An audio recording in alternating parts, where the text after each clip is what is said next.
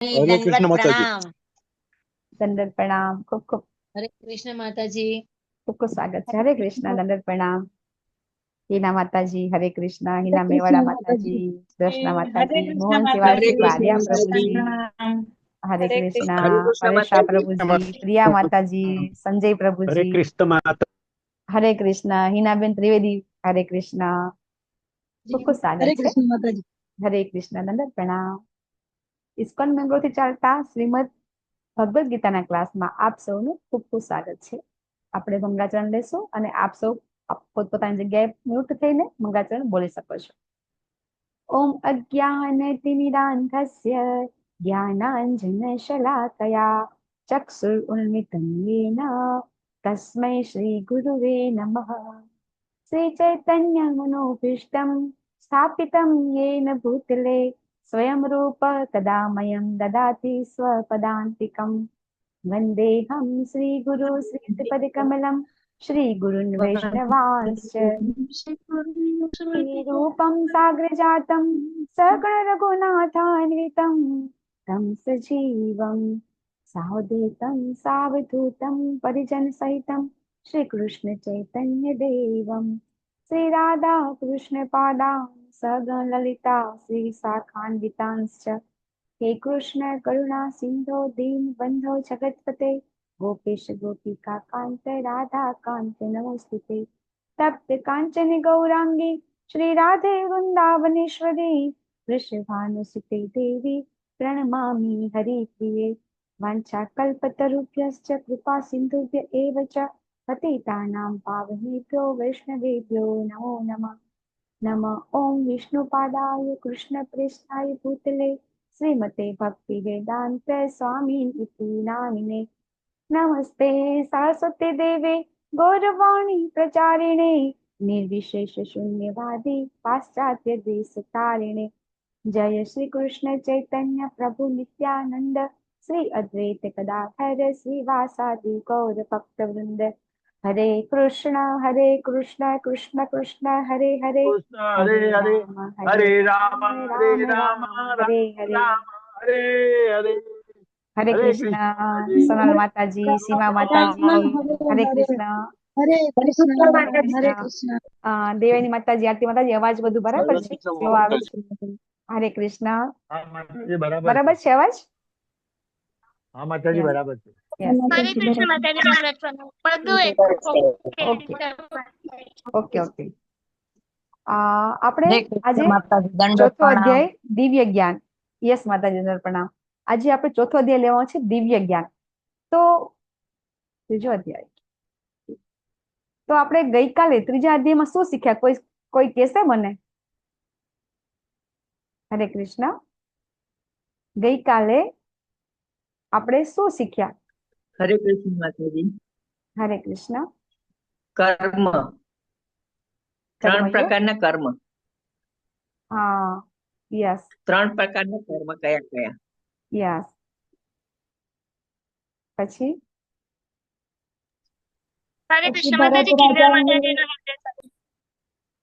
હા ભરત રાજાની કથા. હા યસ યસ યસ યસ. તમે કહી શકો છો માતાજી. હરે કૃષ્ણ માતાજી. માતાજી, આપણે કાલે ઇન્દ્રિયો વિશે પણ જાણ્યું હતું. હા હા. કર્મ એક મિનિટ હો. ઇન્દ્રિયો, મારી સ્ક્રીન જતી જ્ઞાનેન્દ્રિયો. રહી છે ને? હરે કૃષ્ણ, સ્ક્રીન જતી રહી છે ને માતાજી? આવે છે હરે મેમ? કૃષ્ણ. હા માતાજી. હા હવે એક જ સ્ક્રીન મિનિટ. શેર નથી માતાજી. એ ત્રીજો અધ્યાય આવી ગયો તો કાલે બાય મિસ્ટેક. હવે પાછું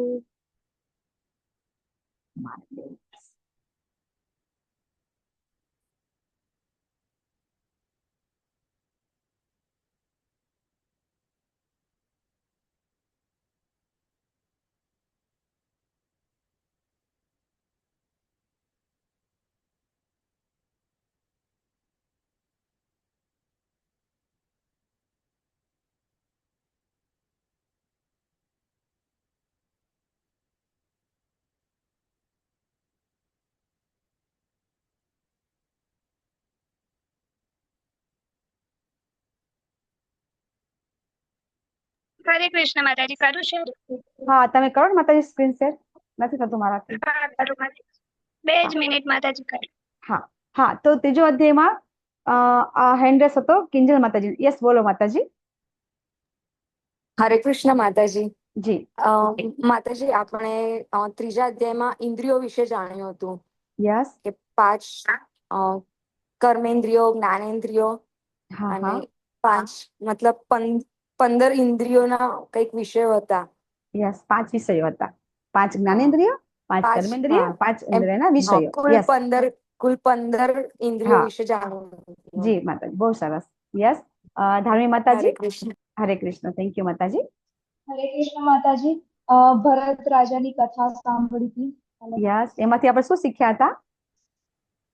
અ, ભરત રાજા કેવા કર્મો કરવા એ શીખ્યા છેલ્લી હતા. ઘડીએ શું થાય, મૃત્યુ વખતે જે યાદ રાખ્યું હશે એવું આપણને હા. જન્મ મળશે ને. જેવો હરણમાં ધ્યાન હતું તો તો હરણનો જન્મ મળશે. મળ્યો. બરાબર. યસ. હા. યસ. બીજા કોઈને કઈ કેવું છે? આપણે ગઈકાલે યજ્ઞ ચક્ર શીખ્યા હતા. જીવનમાં ના સમજવું કે બધું કામ હું કરું છું, ભગવાન કરાવે છે ત્યારે જ એ બધું શક્ય થાય છે. હા, 4 કર્મ વિશે શીખ્યા, પછી કર્મ કઈ રીતે કરવું એ શીખ્યા, અને યજ્ઞ ચક્ર. બરાબર. એમાં 2 મેઇન શ્લોક હતા આપણા. યજ્ઞ શિષ્ટાસીન સંતો લોકયમ કર્મ બંધન, અને યજ્ઞ અર્થાત કર્મ લોકયમ કર્મ બંધન, અને યજ્ઞ શિષ્ટાન સંતો વાળા 2 શ્લોક આપણે શીખી ગયા હતા ગઈકાલે. કે બંને શ્લોકમાં આપણે કઈ રીતે આપણે ભગવાન છે, બરાબર છે, એ ભગવાનને ભોગ ધરાવવો જોઈએ એ આપણે ગઈકાલે શીખ્યા હતા. તો સૌથી પહેલા આપણે ગઈકાલનો અધ્યાય અને આજના અધ્યાયનું કનેક્શન જોઈએ. તો સૌથી પહેલા અધ્યાયમાં આપણે શું શીખ્યા હતા? કે ભગવાનને ભગવદ ગીતા માટેનું પ્લેટફોર્મ તૈયાર થઈ ગયું હતું. અર્જુનજી બધા પ્રશ્ન પૂછે છે અને પછી બીજા અધ્યાયમાં ભગવાન જવાબ આપે છે. તો બીજા અધ્યાયમાં ભગવાન એટલું બધું જ્ઞાન આપી દે છે કે અર્જુનજી કન્ફ્યુઝ થઈ જાય છે કે મારે શું કરવાનું, નોલેજ કરવું કે એક્શન કરવું, અથવા તો કે હું જ્ઞાન પ્રાપ્ત કરું કે કર્મ કરું.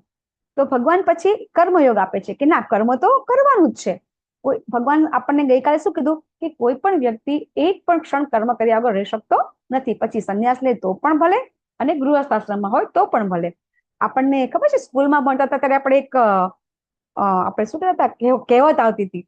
એમાં કે સિંહના મોઢાની અંદર પણ સિંહને વર્ક કરવું પડે છે. બરાબર. ઓટોમેટિક એના મોઢાની અંદર કાંઈ હરણ આવી જતું નથી. સિંહને પણ શું કરવું પડે છે? પોતાને કર્મ કરવું પડે છે, અને પછી એને પોતાનો ખોરાક છે પ્રાપ્ત કરવો પડે છે. તો એ રીતે કોઈ પણ જીવ હોય એને વર્ક કરવું પડે છે. તો પછી ભગવાન કર્મ વિશે સમજાવે છે કે કર્મ તો કરવાનું જ છે. વચ્ચે અર્જુનજી પ્રશ્ન પૂછે છે. શું પ્રશ્ન પૂછે છે? કે ભગવાન એવું થઈ જાય છે કે પાપ ન કરવું હોય તો થઈ જાય છે. આપણે કાલ જોયું હતું ને, અર્જુનજી એક પ્રશ્ન કરે છે ને કે ભગવાન એવું કેમ થાય છે કે પાપ ન કરવું હોય તો થઈ જાય? ત્યારે ભગવાન શું સમજાવે છે કે એનું કામ છે કામ, કારણ છે કામ, કે આપણામાં જે કામ છે, કામ એસ ક્રોધ એસ. યસ આરતી માતાજી. હરે કૃષ્ણ માતાજી. સ્ક્રીન દેખાય છે? હા, આવી ગઈ માતાજી. ઓકે માતાજી. હા, નેક્સ્ટ હું નેક્સ્ટ કહું, નેક્સ્ટ કરી દેજો માતાજી. હા, તો જ્યારે ભગવાન છે એ સમજાવે છે કે કેવી રીતે આપણે આપણું જે પતન થાય છે એના કારણ આપણે બીજા અધ્યાયમાં શીખ્યા હતા. છતાં પણ અર્જુનજી છે પાછા ફરીથી પૂછે છે કે એવું કેમ થાય છે કે પાપ થઈ જાય છે? ત્યારે ભગવાન કહે છે કે એનું કારણ છે કામ. કામના કારણે ક્રોધ ઉત્પન્ન થાય છે, ને ક્રોધ છે આપણને પતન કરાવે છે. પછી એ કામ કેટલી માત્રામાં હોય તો ભગવાન આપણને એ પણ સમજાવે છે કે અગ્નિ ધુમાડાથી, દર્પણ ધૂળથી, અને ભ્રૂણ છે એ કઈ રીતે ગર્ભાશયની અંદર આવતું હોય છે. તો એ દરેક વ્યક્તિની કામની માત્રા અલગ અલગ હોય છે. બરાબર ને? કે કોઈની વિષય વાસના ઓછી હોય, કોઈની વધારે હોય. તો એ રીતે ભગવાન એ પણ સમજાવે છે. અને પછી ભગવાન શું સમજાવે છે કે આના માટે શું કરવું જોઈએ? તો ભગવાન ત્યારે ત્રીજા અધ્યાયમાં આપણને છેલ્લા શ્લોકમાં ભગવાન શું કહે છે કે મન અને બુદ્ધિ છે, બરાબર, એ મન અને બુદ્ધિને જ્ઞાનથી શુદ્ધ કરવી જોઈએ. તો પછી ભગવાન છે આજે ચોથો અધ્યાય ચાલુ કરે છે સીધો. નેક્સ્ટ કરો માતાજી. સીધો ચોથો અધ્યાય ચાલુ કરે છે. શું ચાલુ કરે છે? કે દિવ્ય જ્ઞાન ચાલુ કરે છે. ભગવાન સીધો ચોથો અધ્યાય ચાલુ કરે છે દિવ્ય જ્ઞાન. હવે આજનો અધ્યાયનું નામ છે દિવ્ય જ્ઞાન. નેક્સ્ટ કરો માતાજી. તો જ્ઞાન તમે સાંભળ્યું હશે, તો આજે જ્ઞાનના બદલે દિવ્ય જ્ઞાન આપ્યું છે. તો નેક્સ્ટ કરો માતાજી. દિવ્ય જ્ઞાન કેવી રીતે? શું સમજાવું? દિવ્ય જ્ઞાન એટલે શું? જેને ઇંગ્લિશમાં કહેવાય છે ટ્રાન્સેન્ડેન્ટલ. ટ્રાન્સેન્ડેન્ટલ એટલે કે દિવ્ય જ્ઞાન. આપણે બધા જે ભૌતિક જ્ઞાન લઈએ છીએ એ જ્ઞાન અલગ છે, અને અત્યારે આપણે બધા જ્ઞાન લઈ રહ્યા છીએ એ દિવ્ય જ્ઞાન છે. આપણને ભગવદ્ ગીતાનું જ્ઞાન છે એ દિવ્ય જ્ઞાન છે. દિવ્ય જ્ઞાનની અંદર પણ આજનો અધ્યાય દિવ્ય જ્ઞાનનો છે. દિવ્ય જ્ઞાનની અંદર દિવ્ય જ્ઞાન એટલે કેટલું બધું જેને કહેવાય કે આ અધ્યાયની અંદર ભગવાન આપણને એમનું પોતાનું ગુડ રહસ્ય બતાવશે આપણને ભગવાન કે કઈ રીતે આ જ્ઞાન છે એ દિવ્ય છે. તો આજે આપણે ભગવદ્ ગીતાનો ઇતિહાસ સમજવાનો છે. તો ભગવાન સીધા કે છે ઇમમ વિવસ્વતે યોગમ પ્રોક્તવાન અહમ અવ્યયમ વિવસ્વાન મનવે પ્રાહા મનુર ઇક્ષ્વાકુ અબ્રવેત. ભગવાન શું કે છે કે આ જ્ઞાન છે ને અવિનાશી જ્ઞાન છે. અવિનાશી યોગના વિજ્ઞાનને જ્ઞાનની પણ શું કે છે વિજ્ઞાન એનો ઉપદેશ મેં સૂર્યદેવ વિવસ્વાનને આપ્યો હતો અને વિવસ્વાને માનવોના પિતા મનુને આપ્યો હતો અને મનુએ તે ઉપદેશ ઇક્ષ્વાકુને આપ્યો હતો. આ છે ભગવદ્ ગીતાનો ઇતિહાસ. તો આપણને બધાને કેટલાને ખબર છે કે ગીતા છે એ કેટલા વર્ષથી ધરતી ઉપર છે? કોઈ કહી શકશે આ ગીતા ધરતી ઉપર 20 ક્યારથી લાખ આવી છે? વર્ષ પહેલાની. યસ 20 લાખ વર્ષ. 20 લાખ વર્ષ પહેલાની છે. ઓકે. અચ્છા, કોઈ નવા ભક્ત કહી શકશે કે આ ભગવદ્ ગીતા છે એ તમને ક્યારથી ખબર છે? ભગવદ્ ગીતા જે લોકો નવા છે એમને શું હશે કે ભગવાન તો 5000 વર્ષ પહેલા આવી ગયા એટલે ભગવદ્ ગીતા તો ભગવાને 5000 વર્ષ પહેલા બોલી છે. હવે અહીંયા ભગવાન શું કે છે કે આ જ્ઞાન છે મેં સૂર્યદેવને આપ્યું હતું. તો સૂર્યદેવનો જન્મ ક્યારે થયો છે કોઈને ખબર છે? સૂર્યદેવ ભગવાનનો જન્મ ક્યારે થયો છે કોઈને ખબર છે? ખબર છે કોઈને? સૂર્યદેવનો જન્મ ભગવાનની આંખમાંથી જ થયો છે માતાજી. એનો જન્મ છે આપણને ખબર નથી, બરાબર? મને અને તમને સૂર્ય ભગવાનનો જન્મ ક્યારે થયો છે ખબર નથી. તો આ જે જ્ઞાન ક્યારે આવ્યું છે આપણને કેવી રીતે ખબર પડશે? તો હવે ભગવાન એમ કે છે કે એ સૂર્યદેવને મેં જ્ઞાન આપ્યું હતું અને સૂર્યદેવે એ જ્ઞાન મનુના જે આપણા માનવના પિતા છે, જો આપણે બધાને માનવો કહેવામાં આવે છે, આપણે માનવ, મનુષ્ય, ઇંગ્લિશમાં મેન કહેતા હોય છે, તો દરેક શબ્દ છે એ મનુષ્ય છે એ મનુ ભગવાન ઉપરથી મનુષ્ય શબ્દ આવ્યો છે, બરાબર? તો આપણા બધાના પિતા છે એ કોણ છે? મનુ ભગવાન છે, બરાબર? અને એ આપણે આગળ શીખીશું કે કેટલા મનુ આવે છે ને બધું. તો સૂર્યદેવ છે એમનું નામ શું છે? સૂર્ય એક ગ્રહ છે. આપણે સમજ્યા હતા ને કે સૂર્ય એક ગ્રહ છે અને એના રાજા કોણ છે અત્યારે? વિવસ્વાન, બરાબર? અત્યારે જે વૈવસ્વત મન્વંતર ચાલે છે, અત્યારે જે મન્વંતર ચાલે છે એ વૈવસ્વત મન્વંતર ચાલે છે અને એમાં ભગવાને વિવસ્વાન છે એને એ ઉપદેશ આપ્યો હતો. અને પછી ભગવાન સૂર્ય છે એ એનો માનવોના પિતા મનુને અને મનુએ ઇક્ષ્વાકુને. અચ્છા, કોઈ નવા ભક્ત કહેશે ઇક્ષ્વાકુ રાજા કયા હતા અને કોણ હતા અને ક્યારે થઈ ગયા? ઇક્ષ્વાકુ રાજા કોણ હતા? કોઈ નવા ભક્ત છે? આઈ થિંક બીના માતાજી છે, ધાર્મી માતાજી છે.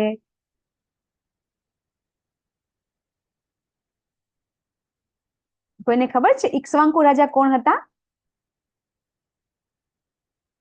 નથી ખબર? ઓકે માતાજી. હરે કૃષ્ણ માતાજી ભગવાન શ્રીરામના વંશજ. ભગવાન શ્રીરામ એમના વંશજ હતા. શ્રીરામના પૂર્વજ કહેવાય. શું કહેવાય? ભગવાન શ્રીરામ છે, હા, ભગવાન શ્રીરામ છે એ એમના વંશજ છે પણ એમના પૂર્વજો. જી માતાજી, થેન્ક યુ, બહુ સરસ. તો ઇક્ષ્વાકુ રાજા છે એ ભગવાન રામના પૂર્વજ છે. તો ભગવાન રામ ક્યારે થઈ ગયા? કયા યુગમાં? 4 યુગ છે, સતયુગ, ત્રેતા, દ્વાપર અને કળિયુગ. તો ભગવાન શ્રીરામ ક્યારે થઈ ગયા? ત્રેતા યુગમાં. યસ નીલપા માતાજી, યસ. તો ત્રેતા યુગ તો ક્યારે હતો? કળિયુગની પહેલા દ્વાપર હતો, દ્વાપરની પહેલા હતો ત્રેતા, બરાબર છે? તો એ ત્રેતા યુગમાં ઇક્ષ્વાકુ મહારાજ થઈ ગયા, એમને આપ્યો હતો. હવે આપણે ગણતરી કરીશું આગળ કઈ રીતે, બરાબર? તો ભગવાન એ કહે છે કે આ જ્ઞાન નેક્સ્ટ કરો માતાજી, આ જ્ઞાન છે એ મેં આ રીતે પરંપરામાં આપ્યું છે એવું કે છે. તો ભગવાન હવે એમ કે છે કે આ પરંપરામાં જ્ઞાન આપ્યું છે મેં સૂર્ય ભગવાનને આપ્યું, સૂર્ય ભગવાને મનુને આપ્યું, મનુએ ઇક્ષ્વાકુને આપ્યું, બરાબર? તો આ રીતે આ જ્ઞાન છે પરંપરા કહેવાય. આને શું કહેવાય? આપણે નથી કહેતા પરંપરામાં અમારું તો આપણે ઘણી વખત કહેતા હોય છે ને અમારે તો આ પરંપરા ચાલી આવે છે, અમારે તો આ પરંપરા ચાલી આવે છે. એટલે પરંપરા એટલે શું આપણને અહીંયા શીખવા મળે છે. તો ભગવાન કે છે એવમ પરંપરા પ્રાપ્તિ ઇમમ રાજર્ષયો વિદુહુ. આ જ્ઞાન રાજર્ષિઓને કોને આપતા હતા? પેલા ફક્ત ને ફક્ત જો આ જ્ઞાન છે ને અત્યારે આપણને મળી રહ્યું છે ને તો આપણે બધા બહુ સૌભાગ્યશાળી છીએ, કારણ કે આ જ્ઞાન પહેલા તો ફક્ત રાજાઓને અને ઋષિઓને જ મળતું હતું. અને પછી એ લોકો એ જ્ઞાન પ્રજાને આપતા હતા. હવે આપણે લેવાની કેમ જરૂર પડી? કે આપણા રાજા છે એ આપણને આ જ્ઞાન આપતા નથી, એટલા માટે આપણને સ્કૂલ કોલેજમાં જ્ઞાન મળતું નથી, એટલા માટે આજે આ જ્ઞાન છે આપણે બધા લઈ રહ્યા છીએ. જો કે હવે સ્કૂલમાં ભગવદ ગીતા આવી ગઈ છે, પણ છતાં એ જેને કહેવાય કે 1% પણ ગીતા આવતી નથી. તો ભગવાન એમ કે છે આ જ્ઞાન મેં કેવી રીતે આપ્યું હતું? ગુરુ શિષ્ય પરંપરામાં આપ્યું હતું, ડાયરેક્ટ નથી આપ્યું. કોઈ એમ કહેતું હોય કે આપણે મૂવીઝમાં જોતા હોય છે કે ભગવાન પાસે જવું હોય તો ડાયરેક્ટ પહોંચી જાઓ ભગવાન પાસે, કઈ કોઈની વાયા મીડિયાની જરૂર નથી. પણ ભગવાન અહીંયા એમ કે છે કે કંઈ પણ જ્ઞાન જોતું હોય તો પરંપરામાં લેવું જોઈએ. અહીંયા ભગવાન આપણને સમજાવે છે. પરંતુ ભગવાન શું કે છે? સકાલે નેહ મહતા, કાળાંતરે શું થયું? યોગે નષ્ટ પરંતપ. હે પરંતપ, હે અર્જુન, કે આ જ્ઞાન કાળાંતરે શું થયું? લુપ્ત થઈ ગયું એવું મને લાગ્યું. ભગવાને શું લાગ્યું? કાળાંતરે આ જ્ઞાન દ્વાપર યુગ જયારે ચાલુ થયો અને ભગવાન આવ્યા દ્વાપર યુગના એન્ડમાં, તો દ્વાપર યુગની અંદર આ જે જ્ઞાન છે એ શું થઈ ગયું? લુપ્ત થઈ ગયું. ત્રેતા યુગ સુધી હતું. આપણે જોયું ને, ભગવાને શું કીધું? ઇક્ષ્વાકુ મહારાજાને આપ્યું હતું. એટલે ભગવાન શ્રીરામ હતા ત્યાં સુધી આ જ્ઞાન હતું. પણ જયારે દ્વાપર યુગ આવ્યો, તે દ્વાપર યુગના એન્ડમાં ભગવાન આ શબ્દો ક્યાં બોલે છે? દ્વાપર યુગના એન્ડમાં કે છે.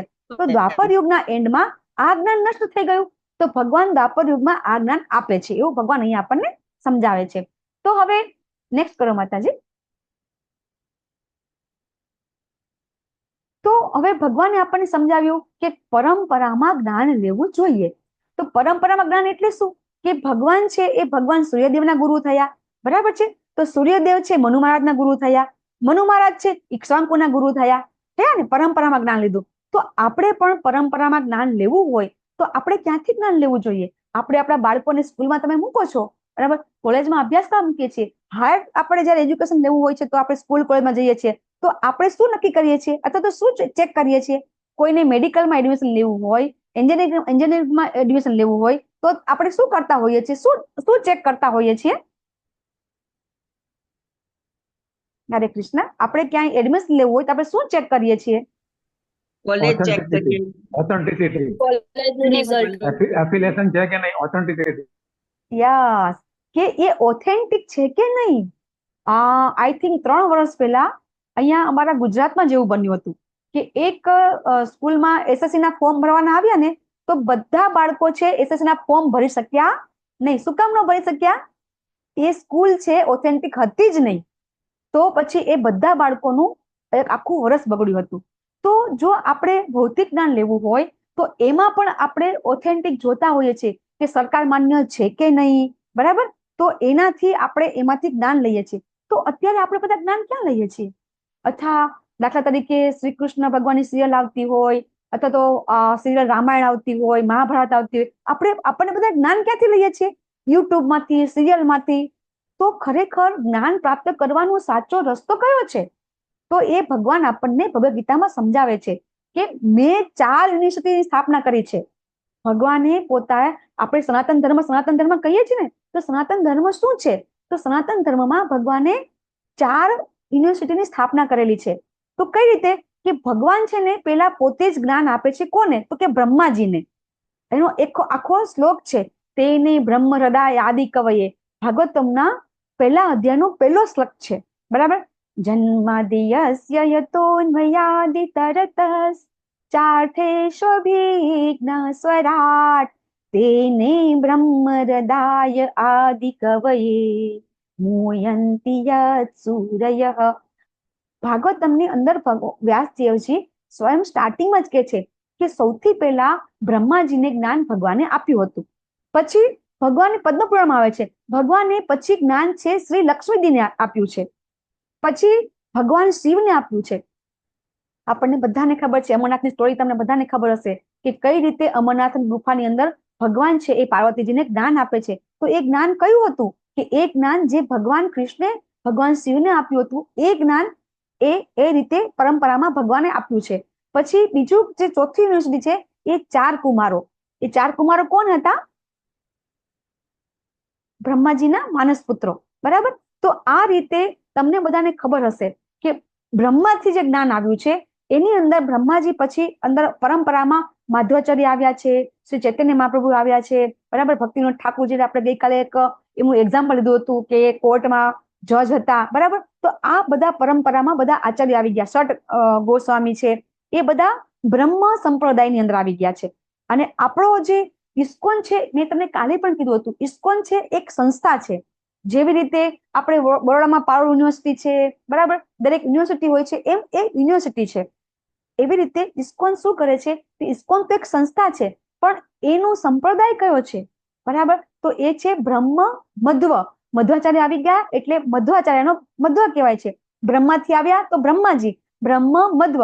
ગૌડીય તો ચૈતન્ય મહાપ્રભુ છે એ પશ્ચિમ બંગાળમાં થઈ ગયા, અને પશ્ચિમ બંગાળનો પ્રદેશ છે એને ગૌડીય પ્રદેશ કહેવાય છે.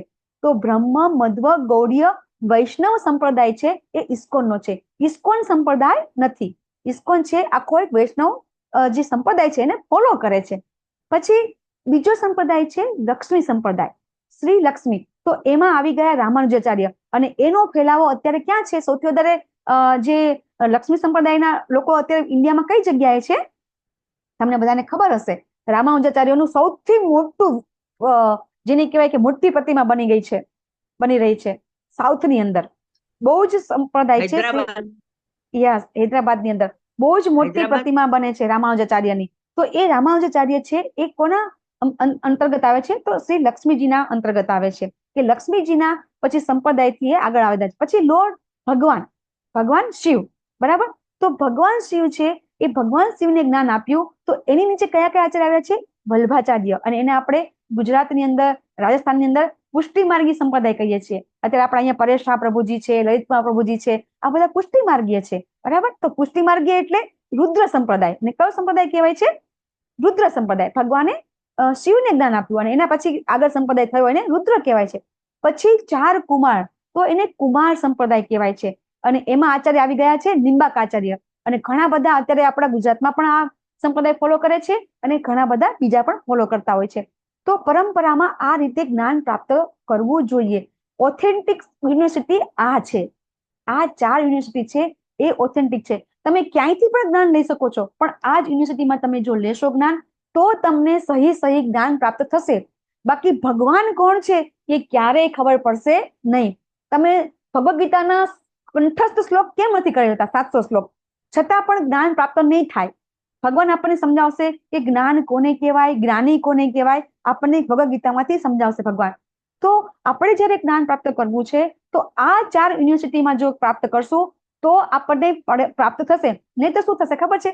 દાખલા તરીકે એક ટાંકીમાં પાણી છે, બરાબર. એમાંથી પાઇપલાઇન માંથી પાણી નીચે આવે છે અને પછી ધીમે ધીમે અલગ અલગ ઘરોમાં જાય છે. પણ એ ટાંકીની અંદર જે પાણી છે એ ટાંકીમાં જ પાણી ન હોય તો, બરાબર ને? ટાંકીમાં જ પાણી ભરેલું ન હોય તો કેવી રીતે આપણને પાણી મળશે? તો તમે જ્યાંથી જ્ઞાન લો છો એ જ્ઞાન ખોખલું જ્ઞાન છે, ખાલી જ્ઞાન છે. તમને સ્ટોરી જ ખાલી ખબર પડે છે. રામાયણની સ્ટોરી તમને ખબર પડશે. પછી તમે જયારે ભાગવતમ બધા વાંચે છે અત્યારે બધા, તો 7 દિવસમાં ભાગવતમ કોઈથી પૂરું ન થાય. 18,000 શ્લોક છે અને બધા 7 દિવસમાં ભાગવતમ, જયારે પરીક્ષિત મહારાજે ભાગવતમ જયારે સાંભળ્યું હતું તો 7 દિવસ 7 રાત્રિ એક પણ પાણીનું બુંદ પીધા વગર, ઉભા થયા વગર એમને કન્ટિન્યુ સાંભળ્યું હતું. ત્યારે ભાગવતમ પૂરું થયું હતું. અત્યારે ભાગવતમમાં તમે શું સાંભળો છો? ભગવાન શ્રી કૃષ્ણનો જન્મ, એમનો લગ્ન, એમની લીલા, બરાબર. આ જ જોતા હોઈએ છીએ. તો ખરેખર આ જે ખોખલું જ્ઞાન છે એ ખાલી જ્ઞાન મળે છે, બરાબર. અને આપણે કહીએ છીએ ખાલી ચણો વાગે ઘણો, બરાબર.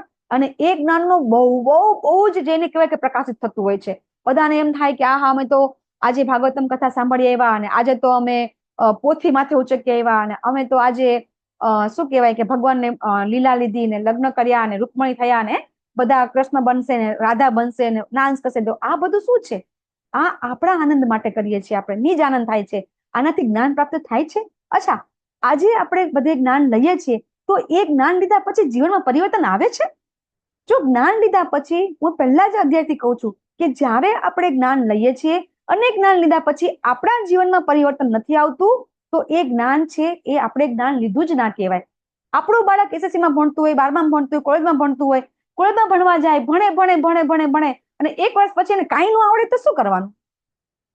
તો જ્યારે આપણે જ્ઞાન લેવા જઈએ છીએ અને એ જ્ઞાન લીધા પછી જો આપણને એ જ્ઞાનનો કંઈ 1 ટકો પણ મળતો નથી, અથવા તો આપણા જીવનમાં પરિવર્તન આવતું નથી, તો એ જ્ઞાન કહેવાય નહીં. તો એટલા માટે આપણે ક્યાંથી જ્ઞાન લઈએ છીએ એ બહુ જ જાણવું જરૂરી છે. નેક્સ્ટ કરજો માતાજી. અને સાચા ગુરુને કેવી રીતે ઓળખવા એ બધાને બહુ જ પ્રશ્ન થતો હોય છે. બરાબર. આ આપણો જેને કહેવાય કે ભગવાન શ્રી કૃષ્ણથી આજે હું તમને જ્ઞાન આપી રહી છું. મારો એક પણ શબ્દ હું કહેતી નથી. ભગવાને ભગવદ ગીતામાં જે કીધું છે, પછી બ્રહ્માજીને જ્ઞાન આપ્યું, બ્રહ્માજીએ નારદજીને આપ્યું, નારદજીએ વેદવ્યાસજીને આપ્યું, ત્યાંથી માધવાચાર્યને આપ્યું, મધ્વાચાર્યથી પછી આ બધા જેટલા તમને ફોટા દેખાય છે એ બધા પિક્ચરના આ આપણા આચાર્યો છે. અને છેલ્લે આવ્યા છે આપણા આજે શ્રીલા પ્રભુપાદ. એમના ગુરુ ભક્તિ સદાનંદ સરસ્વતી ઠાકુર, એમના ગુરુ શ્રી આપણા ગોરકિશોરદી બાબા મહારાજ, એમના ગુરુ ભક્તિવિનોદ ઠાકુર, બરાબર છે, એમના ગુરુ જગન્નાથજી બાબા, એમના ગુરુ ગોસ્વામી મહારાજ. તો આ રીતે આપણને બધા ગુરુ છે એ પરંપરામાં આપણને જ્ઞાન આપે છે. અને જે જ્ઞાન એમણે આપ્યું છે એ જ જ્ઞાન અહીંથી આપણને મળે છે. જો જ્યારે પોસ્ટમેન હોય ને, પોસ્ટમેન, એ પોસ્ટમેન ટપાલ જ્યાંથી લે એવી ને એવી ટપાલ પહોંચાડે તો જ એ ટપાલ પહોંચી કહેવાય. જ્ઞાન એઝ ઇટ ઇઝ ભગવાને જે કીધું છે એ શબ્દો આપણા સુધી પહોંચે તો જ આપણને જ્ઞાન પ્રાપ્ત થયું કહેવાય. અને આ જ્ઞાન આ રીતે પ્રાપ્ત થાય એવું આપણા આચાર્યો આપણને કહી ગયા છે. તો એ પણ આપણને કંઈ પણ વસ્તુ કહે છે તો પોતાના શબ્દો કહેતા નથી. એમને એમના ગુરુના શબ્દો, એમના ગુરુના એમ કરતા કરતા ભગવાને જે કીધું છે એ જ જ્ઞાન, નેક્સ્ટ કરો માતાજી, એ જ જ્ઞાન આપણને અહીંયા મળે છે. તો હવે સાચા ગુરુ કેવી રીતે ઓળખવા એ આપણે આગળ હમણાં શ્લોક આવશે ત્યારે તમને હું કહીશ. આ 6 ગોસ્વામી કોણ છે? નેક્સ્ટ કરજો માતાજી. આ 6 ગોસ્વામી છે એ ગોસ્વામી આપણા પરંપરાની અંદર આપણા આચાર્ય છે. અને એ ગોસ્વામીઓએ જે વૃંદાવન જે છે અત્યારે હાલમાં તમે બધા દર્શન કરવા જતા હોય તો વૃંદાવનમાં જેટલા મંદિરો તમે જોઈ રહ્યા છો ત્યાં કઈ નહોતું, જંગલ હતું, બધું નષ્ટ થઈ ગયું હતું. અને આ ગોસ્વામીઓ છે એ ગોસ્વામી છે એ 6 ગોસ્વામીને ભગવાને પોતાની નજરે બતાવ્યું કે મેં અહીંયા આ લીલા કરી છે, મેં અહીંયા આ લીલા કરી છે. અને એ રીતે આ જે વૃંદાવન છે એ અત્યારે આખું ઊભું છે. તમે વૃંદાવન જશો તો ત્યાં વૃંદાવનમાં તમને આ 6 ગોસ્વામી છે એ 6 ગોસ્વામીના મંદિર, ત્યાં એમની સમાધિ, બધું જ તમને જોવા મળશે. પણ પેલું કહેવાય છે ને કે આપણે તો જઈએ તો આપણે શું કરવા જઈએ? ફરવા જઈએ, દર્શન કરીએ. હવે અહીંયા 5000 મંદિર છે તો ઓથેન્ટિક મંદિર કયા છે એ આપણને કેમ ખબર પડશે? તો પેલા શ્રવણમ કરીને ગયા હોય, સાંભળીને ગયા હોય, વાંચીને ગયા હોય કે ખરેખર ઓરિજિનલ મંદિર કયા છે તો પછી આપણને મંદિર દર્શન કરવા મળે. બાકી તો તમે જાઓ તો પછી આ બધા ત્યાં બધા હોય ને, બધા પંડાઓ બધા, એ તમને બોલાવે, ચલો અહીં તો ભગવાને આમ કર્યું છે, અહીં તો ભગવાને આમ કર્યું છે, ને તમે જશો, તમને સમજાવશે, તમે જોશો ને આવતા રહેશો. બરાબર. તો હવે ભગવાન શું કે છે કે આ પ્રાચીન યુગ પરમેશ્વર સાથેના સંબંધ વિજ્ઞાન તને જે કહી રહ્યો છું, હું તને એટલે કહું છું કે તું મારો ભક્ત અને મિત્ર છે, એટલે હું તને આ દિવ્ય જ્ઞાન અને આ રહસ્ય તને હું કહી રહ્યો છું. શું કે છે ભગવાન? સ એવાયમ મયયા તે દય યોગમ પ્રોક્તઃ પુરાતનઃ ભક્ત અસી મે સખા ચેતી રહસ્ય યતેદ ઉત્તમમ. ભગવાન કહે છે કે ભક્ત અસી મે સખા ચેતી, તું મારો ભક્ત અને મિત્ર છે ને એટલે જ તું આ દિવ્ય જ્ઞાનને સમજી શકીશ. મેં તમને પહેલા પણ કીધું હતું, જો આપણે ભગવાનને ભગવાન તરીકે નહીં સમજીએ તો આપણે આ જ્ઞાન ક્યારેય સમજી શકશું નહીં. એટલે ભગવાન અર્જુનને શા માટે પસંદ કર્યા? મારો તો જયારે મેં ક્લાસ કર્યો હતો ને તો મેં સૌથી પહેલો પ્રશ્ન આ કર્યો હતો, ભગવાને કેમ અર્જુનને પસંદ કર્યા ગીતા કહેવા માટે? 5 પાંડવો તો ભગવાનના ભક્ત હતા, કેમ બીજાને જ્ઞાન ન આપ્યું ભગવાને? મને સૌથી પહેલો પ્રશ્ન આ થયો હતો કે જ્યારે આપણે કઈ જ્ઞાન લઈએ ને તો આપણને પ્રશ્ન થવા જોઈએ કે પહેલા જગ્યાએ મેં પૂછ્યું હતું કેમ ભગવાને અર્જુનને જ્ઞાન આપ્યું, બરાબર, કેમ બીજાને જ્ઞાન ન આપ્યું? તો ભગવાન શું કહે છે કે તું મારો ભક્ત અને મિત્ર બંને છે. બીજું કે ભગવાનનો મિત્ર કેમ છે કે ભગવાન અને અર્જુનજી સમોવડિયા છે, બરાબર, બંનેના જન્મ છે લગભગ સેમ અરસામાં થયેલો છે, એટલે એમના મિત્ર પણ છે. તો આપણે પણ જો ભગવદ ગીતાનું જ્ઞાન જોતું હશે તો આપણે ભગવાનના ભક્ત અને મિત્ર કેવી રીતે બની શકીશું? ભગવાન તો આપણી પાસે છે નહીં, ભક્ત બનવાની આપણે કોઈ લાયકાત નથી, બરાબર. તો આપણે ભગવાનના ભક્ત અને મિત્ર કેવી રીતે બની શકીશું? અથવા ભગવાનનું જ્ઞાન આપણને કેવી રીતે મળશે? યસ શશી માતાજી, નેક્સ્ટ કરજો માતાજી. આ ક્વિઝમાં પ્રશ્ન છે એટલે ખાસ બધા સમજવા જેવું છે આ પ્રશ્નનો જવાબ. જી. કે અર્જુનને જ કેમ જ્ઞાન આપ્યું? જી હા, તો આપણને કેવી રીતે પ્રાપ્ત થશે? અથવા તો આપણે જ્ઞાન કેવી રીતે લઈ શકીશું? અથવા તો આપણે તો કોઈ લાયકાત જ નથી.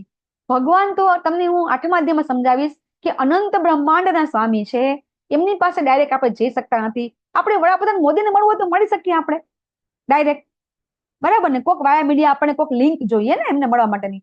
તો ભગવાન તો છે, આ ભૌતિક જગત તો છે ને આધ્યાત્મિક જગતના 25% જેટલું જ છે.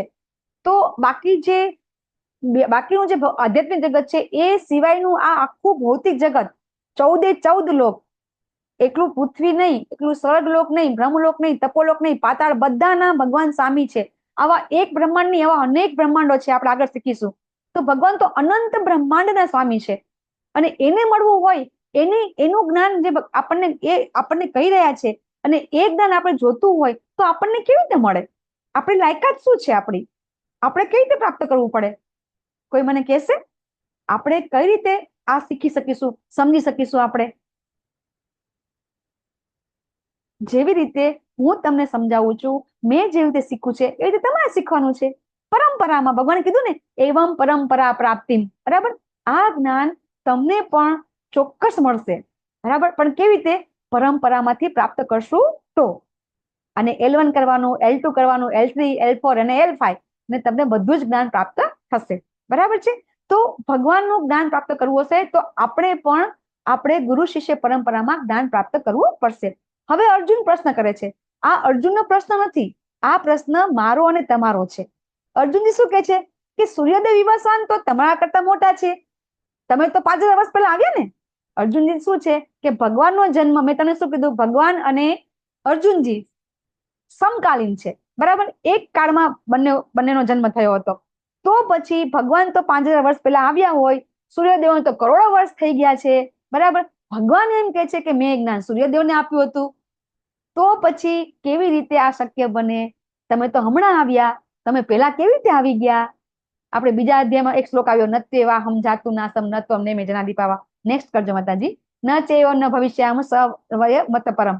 ત્યારે આપણને એ શ્લોકમાં ભગવાન બીજા અધ્યાયમાં સમજાવે છે કે તારા અને મારા અનેક જન્મ થઈ ગયા છે, બરાબર? તું ભૂલી ગયો છું, હું ભૂલતો નથી. તો ગીતા કેટલા વર્ષ બોલવામાં આવી હતી? નેક્સ્ટ કરજો માતાજી. તો આપણે લઈ લીધી છે, બરાબર? તો અહીંયા હું તમને એક વસ્તુ બતાવું છું કે આપણા જે 4 યુગ તમને બધાને ખબર જ છે, બરાબર? આપણે ભગવદ ગીતા પૃથ્વી ઉપર કેટલા વર્ષથી છે એ સમજવું છે. એક માતાજીએ કહી દીધું કે 20 લાખ વર્ષ. તો એમને એમ થોડું 20 લાખ વર્ષ કીધું છે, એમને ખબર છે. કોણ બોલ્યું હતું 20 લાખ વર્ષ? બીના માતાજી, 20 લાખ વર્ષ કોણ બોલ્યું હતું? ધાર્મી માતાજી, પ્રતિમા માતાજી. હા, તો 20 લાખ વર્ષ કેવી રીતે થયા હશે તમે સમજાઈ શકશો માતાજી? પછી હું સમજાવું. અચ્છા, હું સમજાવી દઉં, કઈ વાંધો નહીં. તો 20 લાખ વર્ષ એમને નથી બોલ્યા, એમને ખબર છે. કેવી રીતે ખબર છે? કે 4 યુગ હશે, આપણને બધાને વધુ ખબર છે. કેટલું ખબર છે? કે કળિયુગ, દ્વાપર, ત્રેતા, સતયુગ. આ 4 યુગ વિશે આપણને ખબર છે, એનાથી આગળ આપણને ખબર નથી. તો આ 4 યુગ ભેગા થાય ને ત્યારે એક દિવ્ય યુગ થાય. 4 યુગ ભેગા થાય ત્યારે 4 યુગનો સરવાળો કરીએ ને વર્ષનો, ત્યારે એક દિવ્ય યુગ થાય, બરાબર? આવા 71 દિવ્ય યુગ થાય ને ત્યારે એક મન્વંતર, જે આપણે મનુ ભગવાન આવ્યું ને, શું કીધું ભગવાને? કે મેં સૂર્યદેવ વિવસ્વાનને આપ્યું, વિવસ્વાને મનુદેવને આપ્યું. તો મન્વંતર એટલે કે એક મનુનું, જેને કહેવાય કે એક આયુષ્ય અને એક મન્વંતર કહેવાય. તો આવા 71 મનુ દિવ્યયુગ ભેગા થાય ને ત્યારે એક મન્વંતર થાય છે. આવા 71 દિવ્યયુગ ભેગા થાય ને ત્યારે એક કલ્પ થાય છે. અને 1000 જયારે દિવ્યયુગ ભેગા થાય ને ત્યારે બ્રહ્માજીનો એક દિવસ થાય છે. જેને નવા હશે ખબર નહીં પડે, ચિંતા નહીં કરતા, આપણે આગળ પણ લેશું, બરાબર? તો હવે આપણે 8મા અધ્યાયમાં ડિટેલમાં લેશું આપણે, બરાબર છે? તો ખાલી અત્યારે તમને ઉપર 20 લાખની જ ખાલી વાત કરું તો આપણે 4 યુગની જ વાત કરીએ. તો કે કળિયુગ છે એની આયુષ કેટલી છે? તમે લોકો કેલ્ક્યુલેટર તો લખજો, બરાબર? 4,32,000 વર્ષ છે એ કળિયુગની અવધિ છે. એમાં અત્યારે કેટલા વર્ષ ગયા છે? 5000 વર્ષ. ઘણા લોકો કહેતા હોય છે ને, આપણે ખબર છે પિક્ચર આવ્યું હતું 2012માં નાશ થશે આખી પૃથ્વીનો. પછી એ પિક્ચર પહેલા આવી ગયું હતું કે 2012 આવશે ને ત્યારે બધું નાશ પામી જશે. પછી આવ્યું હતું 2016માં બધું નાશ પામી જશે. પણ હજી તો કળિયુગના 5000 વર્ષ જ ગયા છે, અને હજી 4,27,000 વર્ષ કળિયુગના બાકી છે. અને આ કળિયુગ છે એ ગોલ્ડન કલી છે, કારણ કે હમણાં જ ભગવાન આવી ગયા છે, અને હમણાં 500 વર્ષ પહેલા ચૈતન્ય મહાપ્રભુ તરીકે પણ ભગવાન આવી ગયા છે. એટલે આને ગોલ્ડન કલી કહેવામાં આવે છે. હરે કૃષ્ણ. હા માતાજી. એ કઈ રીતે ખબર પડે કે આટલા વર્ષ થઈ હા. ગયા ને આટલા બાકી? હા, આ છે ને મહાભારતનું જે ભીષ્મ પર્વ છે ને એની અંદર એક શ્લોક આવે છે માતાજી. હું તમને એ શ્લોક પણ કહીશ, બરાબર છે? એ આપણે 8મા અધ્યાયમાં ડિટેલમાં લેશું ને આપણે, ત્યારે બધા શ્લોક સાથે લેશું આપણે, બરાબર છે? તો જ્યારે કળિયુગ છે એ કળિયુગની અવધિ છે 4,32,000 વર્ષની. હવે કળિયુગને આપણે 1x કહીએ તો 2x બરાબર દ્વાપર યુગ.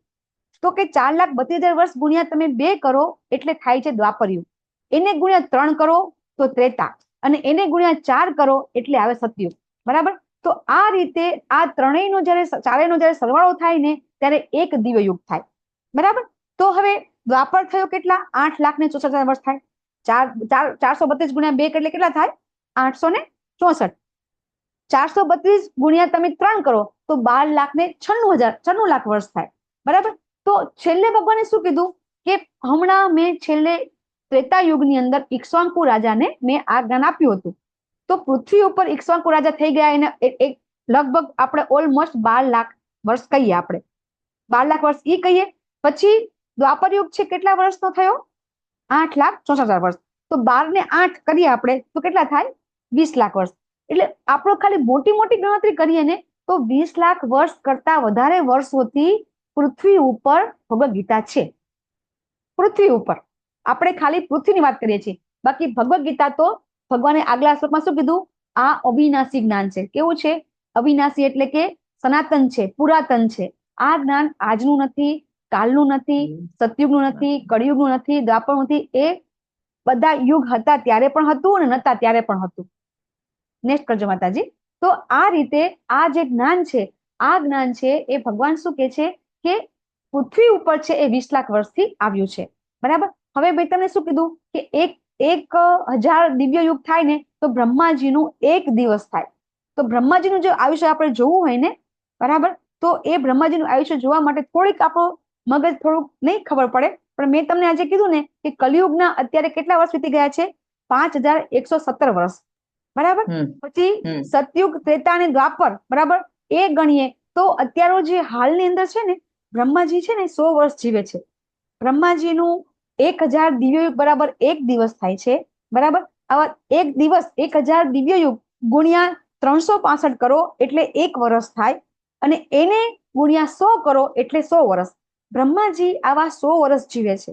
હવે આપણને શું થાય કે આપણને જયારે બ્રહ્માજીનું આયુષ્ય જોઈએ ને તો આપણને આપણું જીવન કેવું લાગે ખબર છે? કે આપણે અત્યારે ચોમાસું ચાલે છે ને, તો ચોમાસાની અંદર પેલા રાત્રે પેલા જીવડા ઉત્પન્ન થાય, બરાબર છે? અને સવાર પડતા પેલા જ બની જાય.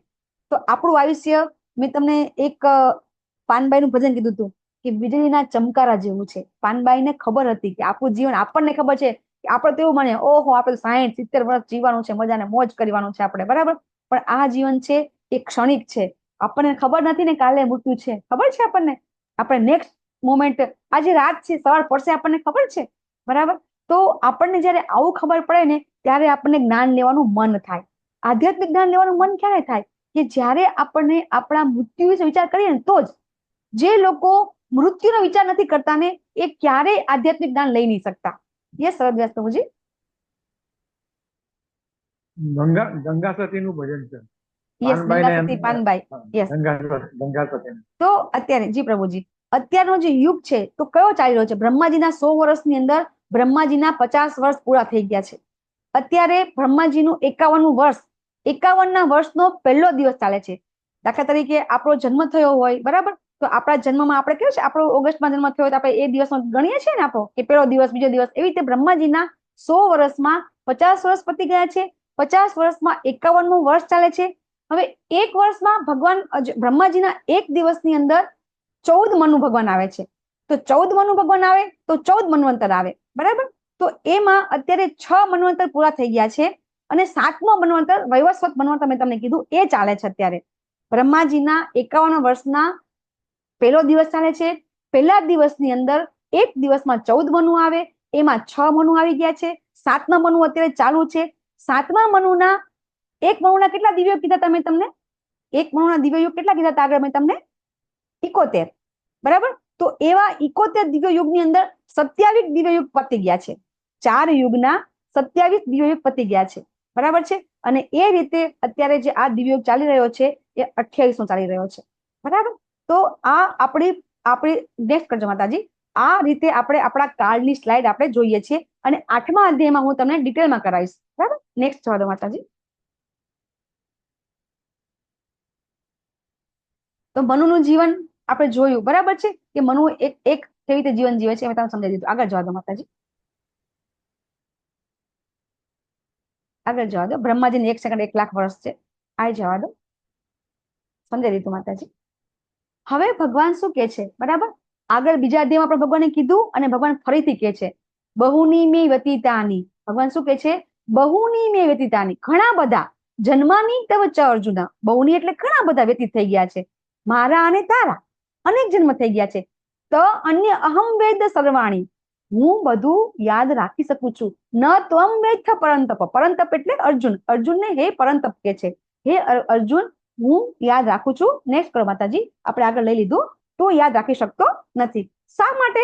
કારણ કે ભગવાન છે અને ભગવાન છે એ ભગવાનનો ક્યારેય જન્મ નથી, ભગવાનનું ક્યારેય મૃત્યુ નથી. નેક્સ્ટ કરજો માતાજી. ભગવાન છે એ ભગવાન જ આ બધું જ્ઞાન છે એ ભગવાન પોતે આપણને આપે છે. હવે ભગવાનનું આગમન કેવી રીતે થાય છે એ આપણે સમજવાનું છે કે ભગવાન શું કે છે કે હું તો અજન્મા છું. મારો દિવ્ય દેહ કદી નાશ પામતો નથી. તથા હું દરેક જીવ છે એનો સ્વામી છું અને છતાં હું દરેક યુગમાં મારા દિવ્ય મૂળ રૂપમાં પ્રગટ થાઉં છું. હવે આપણને બધાને શું છે કે ભગવાન તો દેવકીજીના ગર્ભમાંથી પ્રવેશ કરી અને ભગવાને તો જન્મ લીધો છે. આપણને આવું જ છે. બરાબર. કે દેવકી ગર્ભવતી થાય છે કારણ કે એમને ગર્ભવતી થવું પડે, કંસને બતાવવું પડે. બરાબર કે ગર્ભવતી થયા છે તો ભગવાનની લીલા કરવાની છે એટલે આવું આપણને બતાવવામાં આવે છે. પણ ભગવાનનો દેહ દિવ્ય છે. એ આપણે જેવો જન્મ નથી લેતા. આપણે જેવી રીતે 9 મહિના માતાના ગર્ભમાં આપણે રહીએ છીએ પછી આપણને ખબર તમને આપણે કહીશું કે માતાના ગર્ભમાં આપણને તકલીફ છે. જન્મ અને મૃત્યુ બંનેમાં તકલીફ છે. બરાબર. જન્મ, મૃત્યુ, જરા, વ્યાધિ આપણે કહીએ છીએ ને કે આ 4 વસ્તુ તકલીફદાયક છે. આપણે ભૂલી ગયા છીએ. જ્યારે આપણે માતાના ગર્ભમાં હતા ને ત્યારે આપણે ભગવાનને યાદ કરતા હતા. શું કામ? કારણ કે માતાના ગર્ભમાં બહુ તકલીફ હતી. એક તો અંધારું હોય. બરાબર. પછી આપણને આજુબાજુ એકદમ જેને કહેવાય કે બહુ જ ગંદુ વાતાવરણ હોય. માતાના ગર્ભમાં બહુ જ મલિનતા હોય છે. બહુ જ ખરાબ બધું અંદર હોય છે. આપણે જોઈએ છે તો એ વસ્તુ એ જીવ છે એ પોતે સહન કરે છે. આજુબાજુ ઘણા જીવજંતુ હોય છે. એને બધી તકલીફ સહન કરવી પડતી હોય છે. ત્યારે ભગવાને પ્રાર્થના કરે છે, હે ભગવાન, તમે મને અહીંથી મુક્તિ અપાવો, હું તારી ભક્તિ કરીશ. પણ જેવી એનો જન્મ થાય છે અને એ આ 3 ગુણોની પ્રકૃતિમાં એ ફસાઈ જાય છે અને બધું ભૂલી જાય છે. ભગવાનનું એવું નથી.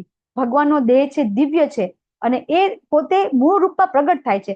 ભગવાન છે ને અહીંયા જેવી રીતે તમને સમજાવું કે કોઈ પિક્ચરનો એક્ટર હોય, એ પિક્ચરમાં જ્યારે કામ કરે છે ત્યારે આપણને એવું લાગે છે કે કોઈ એ પિક્ચરમાં જે એક્ટિંગ કરતો એ અલગ અલગ પાત્ર ભજવે ત્યારે આપણને શું થાય, હા આ વ્યક્તિ તો આ જ છે. પણ ઓરિજિનલ એના ઘરમાં એને પતિ હોય, એનો પત્ની હોય, બાળકો હોય ને, પણ જ્યારે એ કેરેક્ટરમાં હોય ત્યારે આપણને શું લાગે કે આ વ્યક્તિ તો આ છે. ભગવાન અહીંયા આવી અને પોતાનું કેરેક્ટર નિભાવે છે. ભગવાન છે એ ક્યારેય જન્મ લેતા નથી. ભગવાનનું ક્યારેય મૃત્યુ પણ થતું નથી. નેક્સ્ટ કરજો માતાજી. તો એ કઈ રીતે છે એ આપણને આ શ્લોકમાં સમજાશે. ભગવાન હવે નેક્સ્ટ કરજો માતાજી. ભગવાન હવે આ શ્લોકની આપણને આગળ સમજાવે છે કે ભગવાનનો જન્મ અને કર્મ છે દિવ્ય છે. આ શ્લોકમાં ભગવાન શું કે છે કે ભગવાન શું કામ અવતરે છે? તો આ શ્લોક બધાને ખબર છે.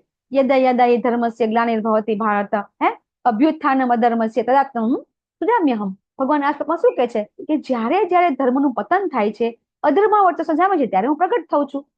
બરાબર. આ તો આપણને બધાને ખબર છે. નેક્સ્ટ કરજો માતાજી. તો ભગવાન ક્યારે પ્રગટ થાય છે? ભગવાન શા માટે પ્રગટ થાય છે? શું અધર્મનો નાશ કરવા માટે પ્રગટ થાય છે? દુષ્ટોનો નાશ કરવા માટે પ્રગટ થાય છે? તો આજે આપણને હવે સમજાવો. હા, ભગવાન છે એ ભગવાન તો ભગવાન છે. આપણે આગળ સમજીશું કે ભગવાન પરમાત્મા તરીકે હૃદયમાં બિરાજમાન જ છે. તો જે કોઈ દુષ્ટ હોય, જે કોઈ શત્રુ હોય, તો એ શત્રુના હૃદયમાં પણ ભગવાન હોય. તો ભગવાન એની એક નસ દબાવીને એટલે કરી દે કે ન કરી દે? પણ નથી કરતા ભગવાન. કારણ કે ભગવાને લીલા કરવી છે. જો ભગવાન લીલા નહીં કરે તો એ લીલા આપણે સાંભળશું નહીં. લીલા નહીં સાંભળી તો આપણે ભગવાનના ભક્ત નહીં બનીએ. તો એટલા માટે નેક્સ્ટ કરજો માતાજી. ભગવાન એટલા માટે અલગ અલગ અવતાર લે છે. આપણા ઘણા બધા આપણને કહેતા હોય છે કે તમારા ધર્મમાં તો કેવું યાર, કે કેટલા બધા તમારા દેવી દેવતાઓ છે, આ પ્રશ્ન થતો હોય છે ને, તો એ પ્રશ્નનો જવાબ આપણને ગીતામાંથી મળે છે કે ભગવાન શા માટે અલગ અલગ અવતાર ધારણ કરે છે. અલગ અલગ યુગમાં ભગવાન અલગ અલગ કાર્ય, અલગ અલગ ઉદ્દેશ્ય માટે ભગવાન જન્મ લેતા હોય છે. બરાબર? તો આ 10 અવતાર છે. કોઈને 10 અવતાર ખબર છે? બોલી શકે છે? બોલું માતાજી? યસ મોટો માતાજી. મત્સ્ય અવતાર પહેલો, યસ. કુર્મ, વરાહ, યસ. પછી વામન અવતાર. વામન વામન, અવતાર. યસ. ઋષિ અવતાર, હા. ઋષિ અવતાર, પરશુરામ. પરશુરામ, બૌદ્ધ હા. બુદ્ધ ભગવાન. હા. નૃષિ અવતાર, નરસિંહ અવતાર. શ્રી કૃષ્ણ અવતાર, બુદ્ધ રામ અવતાર, બલરામ. હા. રામ અવતાર. યસ. છેલ્લો કલ્કી અવતાર. છેલ્લો કૌતિક અવતાર. રામ, બરાબર? હા, બુદ્ધ રામ. ભગવાન પણ છે ને થઈ ગયા ને, એ બુદ્ધ ભગવાન પણ ભગવાનનો જ અવતાર હતો. તો કોઈને એમ ઘણા બધા એમ કહેતા હોય છે ને કે અમે તો બૌદ્ધ ધર્મ પાળીએ છીએ, પણ અમે ભગવાનને માનતા નથી. બૌદ્ધ ધર્મ પાળતા હોય છે, ભગવાન શ્રી કૃષ્ણને માનતા નથી હોતા. તો બુદ્ધ ભગવાન પોતે પણ કલ્કી અવતાર, માતાજી 10મો અવતાર છે એ કલ્કી અવતાર છે. તો ભગવાન બુદ્ધ પણ ભગવાન શ્રી કૃષ્ણના જ અવતાર હતા. તો એ આપણે જાણવું જરૂરી છે કે જે લોકો બૌદ્ધ ધર્મ પાળતા હોય અને એ એમ કહેતા હોય કે અમે ભગવાનને માનતા નથી, શ્રી કૃષ્ણને કે રામને માનતા નથી, તો એ પણ બુદ્ધ ભગવાન છે. નેક્સ્ટ કરજો માતાજી. એ પણ અવતાર છે. એ ભગવાન બુદ્ધ પણ ભગવાન આપણા કૃષ્ણનો જ અવતાર છે. તો ભગવાન કળિયુગમાં શું કામ અવતાર લેવાના છે? કોઈ કહેશે? ભગવાન હમણાં કળિયુગમાં આવી ગયા 500 વર્ષ પહેલા. અહીંયા જે ફોટો બતાવ્યો છે એ શ્રી ચૈતન્ય મહાપ્રભુનો છે.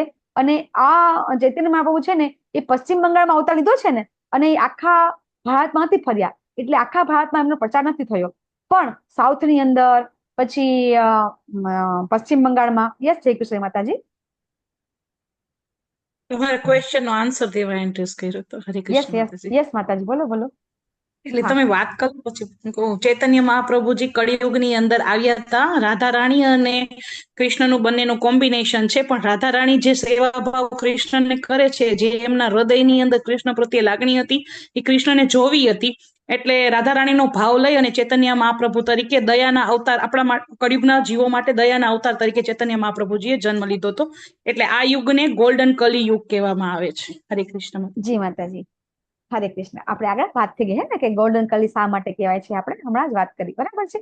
તો એવી રીતે ચૈતન્ય મહાપ્રભુ છે ને હમણાં જ આવી ગયા છે. અને એ શું કામ આવ્યા? તો કે કળિયુગનો યુગ ધર્મ કયો છે? યસ માતાજી, જવા દો. કળિયુગનો યુગ ધર્મ શું હતો? મેં ગઈકાલે કીધું હતું તમને બધાને. યજ્ઞ નામ જપ યજ્ઞોસ્મી. હા, કળિયુગનો યુગ ધર્મ છે ભગવાનનું હરિનામ લેવું. તો અત્યારે કળિયુગની અંદર બધા ભૂલી ગયા છે કે ઘણા બધા લોકો છે અલગ અલગ ધર્મ સંપ્રદાયમાં હોય છે અને અલગ અલગ ભગવાનના ભક્તિ કરવા માટે અલગ અલગ બધું વાપરતા હોય છે, યુઝ કરતા હોય છે. તો ભગવાન શ્રી કૃષ્ણ આવીને એમ કહી ગયા કે છેલ્લે આપણે ભગવદ ગીતા જયારે આપણે સમજીશું 18મા અધ્યાયમાં ભગવાન કહેશે કે સર્વ ધર્માન પરિત્યજ્ય મામ એકમ શરણમ વ્રજ. આપણે છેલ્લે ભગવાન ભગવદ ગીતામાં કહેશે કે તું મારા શરણે આવ. પણ કળિયુગની અંદર આપણે ભગવાનના શરણે જઈ શકતા નથી. આપણામાં એવી લાયકાત થતી નથી, અથવા તો આપણે એવું ગુણ ડેવલપ કરી શકતા. એના માટે સત્વ ગુણ જોઈએ. ભગવાનના શરણે જવા માટે કયો ગુણ જોઈએ? સત્વ ગુણ જોઈએ. તો હવે આપણે 14મા અધ્યાયમાં સમજીશું કે આપણામાં તો રજોગુણ વધારે છે, તમોગુણ વધારે છે. તો સત્વગુણ ના હોય તો ભગવાન આપણો સ્વીકાર ના કરે તો શું થશે? તો ચૈતન્ય મહાપ્રભુ તરીકે ભગવાન એટલા માટે આવ્યા, દયાના અવતાર તરીકે આવ્યા, આપણા ઉપર કરુણા કરવા માટે, આપણને સમજાવવા માટે કે તમે કાંઈ નહીં કરો ને, ફક્ત ભગવાનનું નામ લેશો ને તો પણ તમારો ઉદ્ધાર હું કરીશ. એવું સમજાવવા માટે હમણાં જ ભગવાન 500 વર્ષ પહેલા નવદીપ માયાપુરમાં આવી ગયા, જન્મ લીધો છે એમણે.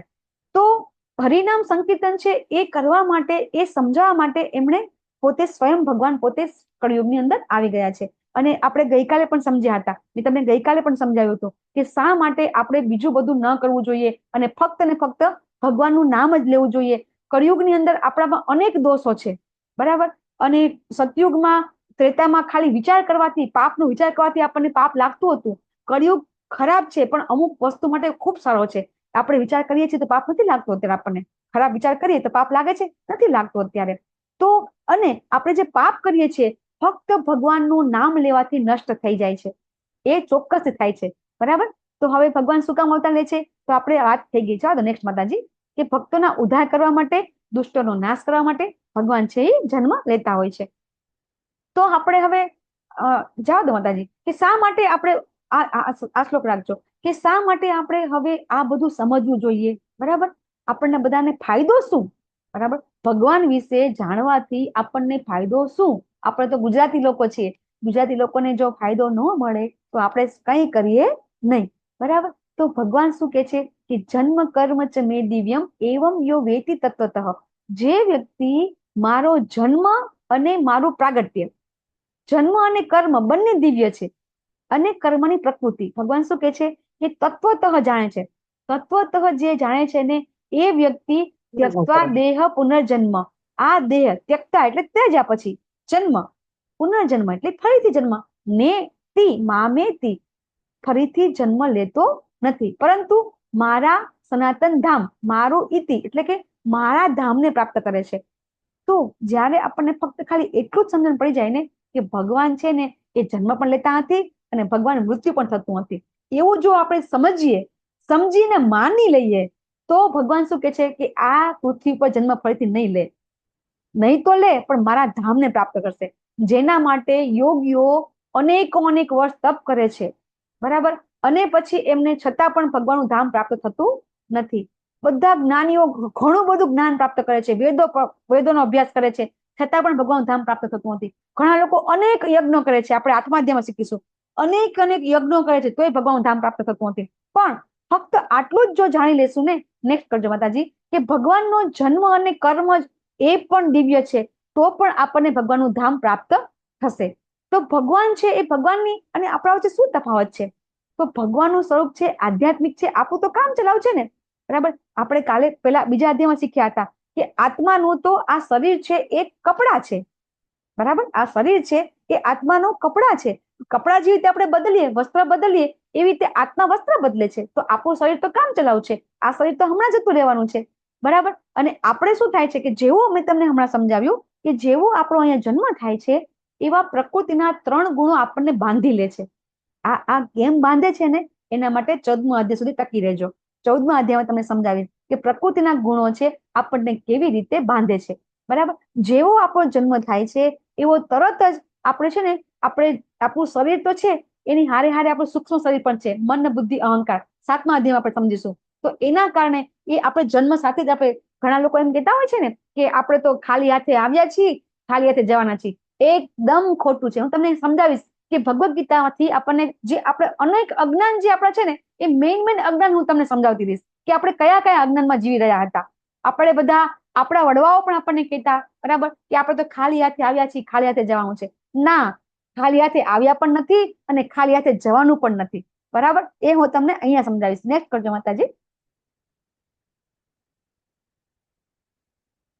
નેક્સ્ટ કરજો. આપણો જન્મ થાય છે એટલે આપણે 3 ગુણો સાથે આપણે બંધાઈ જઈએ છીએ અને એના કારણે આપણે જે બી કર્મ કરીએ છીએ એ કર્મના ફળ આપણે ભોગવીએ છીએ અને એ ફળ આપણે ભોગવતા આપણે અનેક જન્મ આપણે લેતા રહીએ છીએ. એ આપણે 8મા અધ્યાયમાં વિશેષ આપણે શીખીશું. હવે ભગવાનને જાણવાથી શું થાય? તો જે લોકો ભગવાનને એકદમ આસક્તિ, ભય અને ક્રોધ વગર ભગવાનના નામમાં લીન થઈ જાય, ભગવાનનું શરણ લે, તો એ બધા છે ને ભગવાનના દિવ્ય પ્રેમને પ્રાપ્ત થાય છે. અને ભૂતકાળમાં ભગવાન એમ કે છે કે મારા દિવ્ય જ્ઞાનથી, નેક્સ્ટ કરજો માતાજી, ભૂતકાળની અંદર ભગવાન એમ કે છે કે મારા જ્ઞાનથી ઘણા બધા એવા છે કે દિવ્ય પ્રકૃતિને પામ્યા છે. તમને કોઈ યાદ છે કે ભગવાનની ભક્તિ કરીને ભગવતધામ ગયા હોય અત્યારે બી, કળિયુગમાં બી? ઘણા બધા ભક્તો એવા છે. નરસિંહ મહેતા, પ્રભુપાદજી, હા પ્રભુપાદજી, મીરાબાઈ, નરસિંહ હા મહેતા, હા, ઘણા બધા લોકો છે ભગવાનને ભગવત ધામને પ્રાપ્ત થયું છે. ભક્ત બોડાણા અને હમણાં જ આપણા ગોપાલ કૃષ્ણ મહારાજ, બરાબર, કદમ કાનંદ મહારાજ, ઘણા બધા આપણા ભક્તો છે. એ ભક્તોના દ્રષ્ટાંત આપણે દઈ શકીએ છીએ કે ભગવાનની ભક્તિ કરીને ભગવતધામ જવાય. કોઈ એમ કે અમને સાબિતી આપો, તો ભગવાન કે છે સાબિતી પણ છે કે કેટલા લોકો, તમે ભક્તમાલ કથા છે, ગીતા ગોરખપુરની એક બુક છે, ભક્તમાલ કથા છે, એ તમે કોઈ દી વાંચો તો એની અંદર તમને જાણવા મળશે કે કેટલા ભગવાનના ભક્તો, અઢળક ભક્તો થઈ ગયા છે કે ભગવાનને ભક્તિ કરીને પ્રાપ્ત કર્યા છે. તો ભગવાન અહીંયા એમ કે છે કે જે લોકો મને જેવી રીતે ભજશે ને એવી રીતે એને ફળ પ્રાપ્ત કરીશ. જે કોઈ એમ કે, બરાબર, કે ના ભગવાન તો ભગવાન નથી, તો ભગવાન કે કઈ વાંધો નહીં, તને એમ છે કે ભગવાન નથી, તો ભગવાન પછી આપણને એવા લોકો સંગ કરાવે કે જે લોકો ભગવાનને ન માનતા હોય. જો આપણે ભગવાનને માનીએ તો ભગવાન આપણને એવો સંગ કરાવે. જેવી જેવી આપણે ઈચ્છા રાખીએ, ભગવાન આપણા સ્વતંત્રતા આપણને ભગવાને આપેલી છે. આપણે ભગવાનના અંશ છીએ, પણ આપણને ભગવાને સ્વતંત્રતા આપી છે. એટલે ભગવાન એમ કે છે, યે યથા મામ પ્રપદ્યન્તે તા અંસ્તથેવ ભજામ્યહમ. ભગવાન શું કે છે? યે યથા મામ પ્રપદ્યન્તે એટલે શરણાગત. તો જેવો જેવી રીતે, યે યથા એટલે જેવી રીતે, મને જેવી રીતે મને શરણાગત થાય છે, એવી રીતે એમને હું ફળ આપું છું. બરાબર? નેક્સ્ટ કરજો માતાજી. ભગવાનને અહીંયા આપણને એમ સમજવા માંગે છે કે જો તમે એમ માનશો કે ભગવાન છે એ ભગવાન છે અને એ રીતે તમે ભગવાનની ભક્તિ કરશો તો ભગવાન તમને પ્રાપ્ત થશે. અને એ ભક્તિ કરવાના આ 9 તબક્કા છે કે શ્રદ્ધા, સાધુ સંગ, ભજન ક્રિયા, અનર્થ નિવૃત્તિ, નિષ્ઠા, રુચિ, આસક્તિ, ભાવ, પ્રેમ. આ છે ને આ 8-9 તબક્કા છે. એ તબક્કામાં સૌથી પહેલું છે શ્રદ્ધા. જો આપણને પેલા શ્રદ્ધા થશે ને તો આપણને કંઈક આગળ પ્રાપ્ત થશે. તમને બધાને શ્રદ્ધા થઈ તો તમને આ સાધુ સંગ પ્રાપ્ત થયો. આપણે અત્યારે બેઠા છીએ, તમે કોઈ મોબાઈલમાં છો, કોઈ લેપટોપમાં છે, બરાબર? ભલે આપણે મોબાઈલ અને લેપટોપ યુઝ કરીએ છીએ, છતાં પણ અત્યારે આપણે બધા સાધુ સંઘમાં બેઠા છીએ.